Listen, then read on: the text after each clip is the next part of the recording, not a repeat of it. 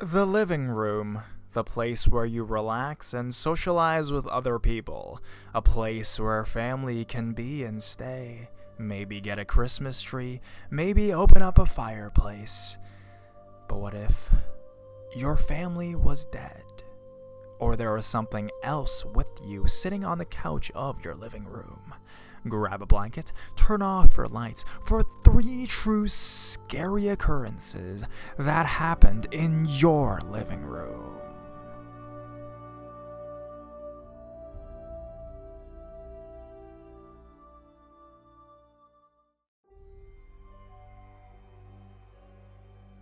Dark figure of a man in my living room. I don't know the exact day this occurred, but I do know that it happened in the fall of 2002. I was 15 at the time. It was about 3 p.m. My brother and I were at home alone. He was sleeping in his room, which was adjacent to my room, so I could see him walk in and out of his room, and I was sitting on my bed watching TV. I heard the kitchen cabinet doors being opened and shut. It sounded as if someone was playing musical doors or drumming on them. I thought that one of my parents had gotten home early, so I walked down the hallway into the kitchen to find that there was no one there. I went back into my room, thinking that this was my mind playing tricks on me. As soon as I had forgotten about what had just occurred, I heard the cabinet's doors being opened and closed again. By this time, since I wasn't facing the door, I thought my brother had gotten up to go eat something. So I looked into his bedroom. He was still asleep. So I went back into the kitchen, and again there was no one there. As I walked past the living room, out of the corner of my eye, I see a man sitting at the computer desk. He looked as if he was facing the computer. I stood in the doorway and stared at the figure. Since our living room had dark curtains, the dim light from the computer screen lit up the area around it. As I stared at the man and figure sitting at the computer, who I thought was my dad at the time, I noticed that the dim computer light was reflecting off of his head and shoulders, and he looked pretty solid. I started to talk to this man and figure. I called out to him, confused at the fact that he was just sitting there and not responding. So I turned around and turned on the light, and when I looked at the spot where the man and figure had been sitting, he was gone. Weird.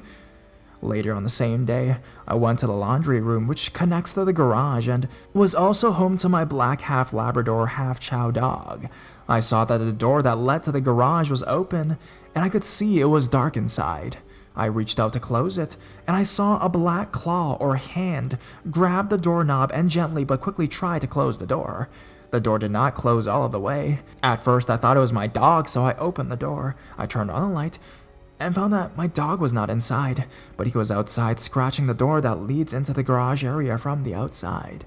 By this time, my parents were already home, and I know for a fact that my brother was in his room, and my parents were in their room also. That event scarred me, and I don't remember telling anyone about what happened until years later after we moved out of that house. I also have other experiences in that house, but that is another story.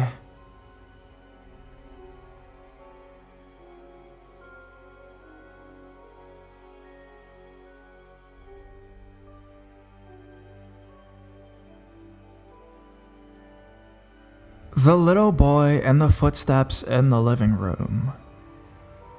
I have always been a little skeptical about ghosts, thinking they were just things that other people saw and I never would. But after reading about the experiences of some people on here, I discovered that a few of the experiences I had were unusual and, I hope, worth posting. I'll write the 2 I chose in chronological order, just to keep it a little more simple. My mother had been with the father of my brother for a very long time, and since my biological father lives in Norway, my stepfather's parents became very close to me and my siblings, our nanny and granddad. A few years ago, my granddad passed away from cancer. We'd known he was ill for a little while, but my mother hadn't let us go see him because she thought it would be too much of a shock to us. So we just tried to keep him company over the phone, tell him all about our day, even the small things mattered to him. After he passed away, I felt almost inconsolable with the sadness that I hadn't been able to say goodbye properly, or see him in his illness.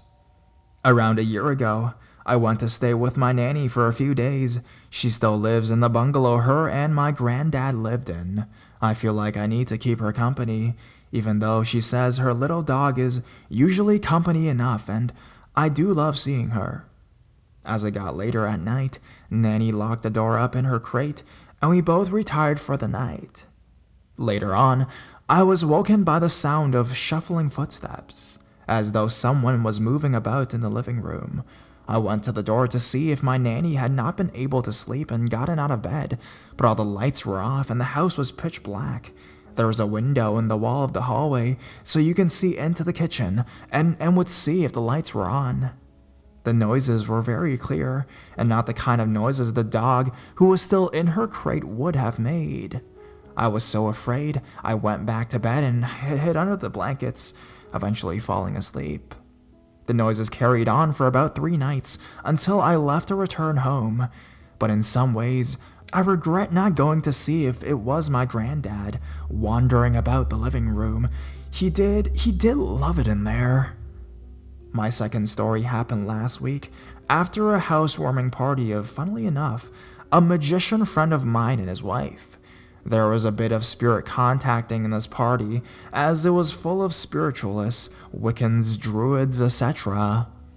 On the lift back, I looked out the front window. It was very late, but I clearly saw a little boy running towards the car. He was a little distance away, but I could still make out what he looked like. Blonde hair, almost like a bowl cut, a red and white t-shirt, and little jeans. He looked detached from reality, almost like his feet weren't touching the floor, as though he was superimposed over the landscape I saw in front of me. It took a second to register what I was seeing, but by then he had vanished. I'm sure that if my friend who was driving had seen him, he would have hit the brakes. I didn't mention that I saw him, being sure it was all just in my head, right? It was a lovely experience though, very out of this world. I hope you enjoy my entries. I'm sorry they were very, very long. I'll try to remember other experiences I've had, and I'll post them here soon.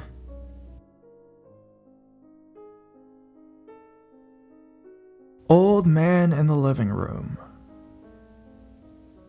The home we rented previously had been sold. Our new home was not ready for us to move into yet, as it was still being painted, repaired, and new carpeting installed. The previous owner had passed away, so the son, inheritor of the house, was fixing the new home up and updating things. We had about 6 weeks before our move-in date, so we stayed at my grandparents' large home, which was actually 1 street over. My grandparents were pack rats, so we actually only had 1 bedroom that we could sleep in. I slept in there with my husband, young son, and my daughter's crib was in the open space just through our door into a large living room area. The hallway resembled an L shape, with our bedroom being at the end of the short turn on the L. A pocket door led into the living room at our end of the short L as well. This is where my daughter's crib was placed. My grandfather hated us using that pocket door as children, often going through great lengths to block or obstruct the doorway, even going as far as to drill a hole in the upper corner and slide a peg through it with a lock and an eyelet screwed into the frame, so we'd have to walk down the hallway. The hallway was quite long. In fact, down one side of it, it was a series of standard-sized double closets, 3 of them, with a hot water heater at the end and a small closet the width of a standard door.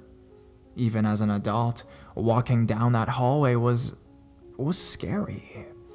By the time I got to the end to turn left, 4 steps towards my room, I was almost screaming in fear. As kids, the hallways were bare wood, and my sister and I would lay in that back room in fright, clinging to each other under the blankets as we heard footsteps coming down the hall. But upon looking, nothing would be there. My grandmother told us it was our imagination. My sister and I were convinced otherwise. So here I was, in my late 20s and still having these exact same fears. The only difference was I was allowed to open the pocket door as my daughter's crib was on the other side of the door. My husband smoked, but he did so outside. I was folding laundry and he decided to go for a smoke outside. I finished a couple pieces of baby outfits and walked through the pocket door into the front room. As I moved through the front door, I could dimly see the coffee table, footrest, and various pieces of furniture in the room, so it was safely passable.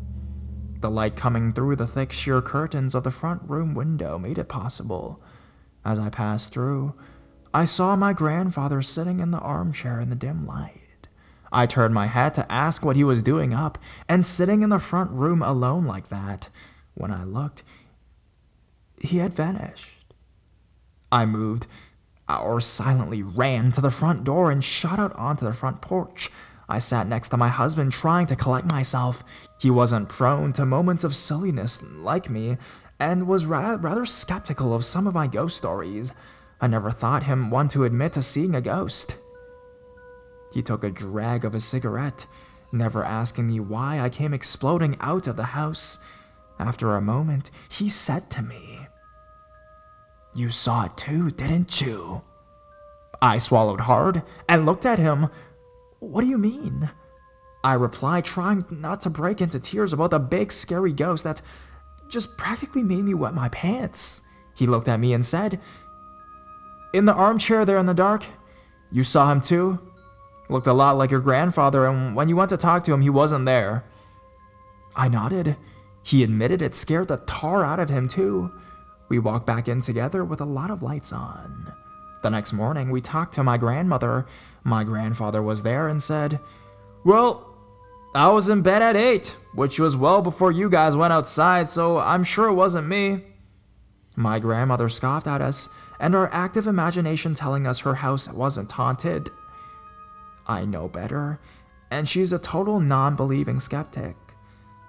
That afternoon, I showed my husband photos of my grandfather and his family. He pointed to one photo and said, "That's him. That's who I saw. It was my great-grandfather." The same person I thought I saw. He was often mean-spirited and used to make ghost sounds at us when we walked down the hallway or out the front door in the dark trying to scare us on purpose. He thought it was funny. Not the first tale of sightings in that house. Not the last either.